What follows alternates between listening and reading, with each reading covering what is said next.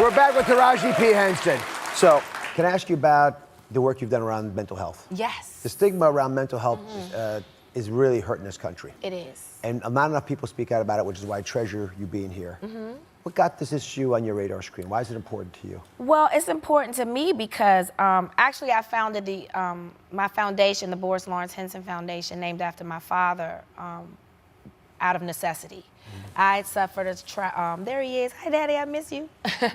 I suffered trauma in my life, and so did my son. And when it came time for us to sit down and talk about it and get some help, it became an issue because you have to be culturally competent in order for me to feel safe sharing my deepest secrets and what my fears and you know, being vulnerable. So when it came time to look for a therapist that looked like me, there were none. It was like looking for a unicorn.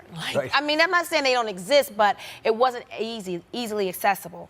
So I discussed it with my best friend, who also had her bouts with anxiety. And so we decided to do something about it.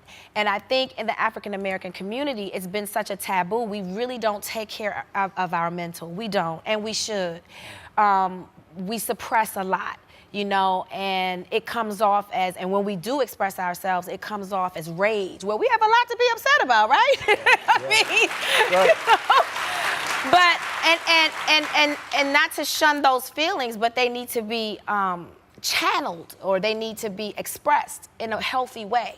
And what I found disturbing is that we can talk about our thyroid, I can sit up here and talk about my gastritis, but when it comes to our mental, which is all a part of total health care, we miss that beat. And that's because for so long, we've been told to pray our problems away. We've been demonized. We've been misdiagnosed. There's a lot of trust issues. So I decided to do something about it. And I think the misconception with celebrities and people that you look up to in film and television is that somehow we got it all together just because we have money. Well, money doesn't make your issues go away. Because when they yell cut on set, and I take this wig off and these lashes, he looked at my hair like, that's a wig. Yep. But when Taraji in the limelight comes off, I go home to real problems just like everybody else that money can't solve, you know? Well, why'd you name it after your dad? Because my father was a Vietnam vet, and he suffered from his own mental issues, and he was very vocal about it. That was important. It made an impression on me, you know, because then I would hang out with my white friends, and I'd be like, girl, let's do lunch at 11. Oh, no, I have my standing appointment with my therapist. And I was like, I want a standing appointment with a therapist. I need one of those. You touched on something that's so important. Yeah. You know, the anxieties we all feel. I always wonder, why are we all completely paralyzed by fear, anxiety, self-talk, all the stuff that happens? I think you're more connected to that than a lot of us. How does that affect you?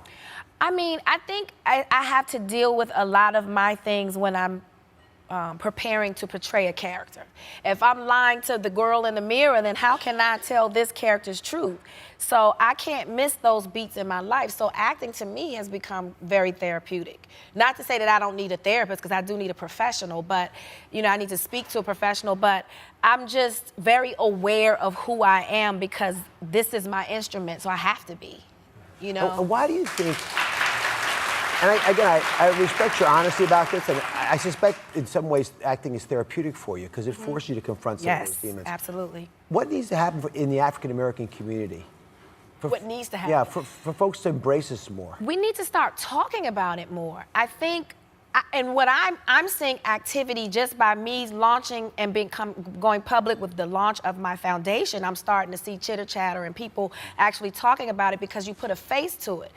Because I feel like my fans pretty much, you guys trust me, right? Yes, yeah, they do. Right, they trust me, and I think when you see someone that you trust and you've looked up to for so long say, hey, it's okay, I'm suffering too, then it makes it go, oh, it's like a sigh of relief, like I'm not the only one. Yeah. I mean. That's right, no, you're right. So when we ask our audience, and we do this, guys, we ask you a lot of times, the reason we do these surveys, and they're pretty professionally done, is to find out what's bothering America. The biggest epidemic we have right now is loneliness.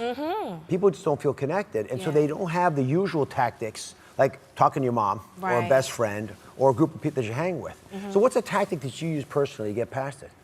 to get through your day? I mean, you know, I make sure I keep in touch with my friends, and I have such a great core of friends that check on me.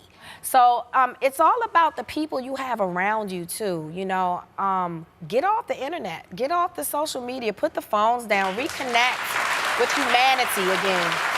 You know what? You're a beautiful person on the outside and on the inside. Oh, you're beautiful. Thank you. Thank you for watching. Don't forget to subscribe and turn on notifications so you never miss out on new videos to live the good life.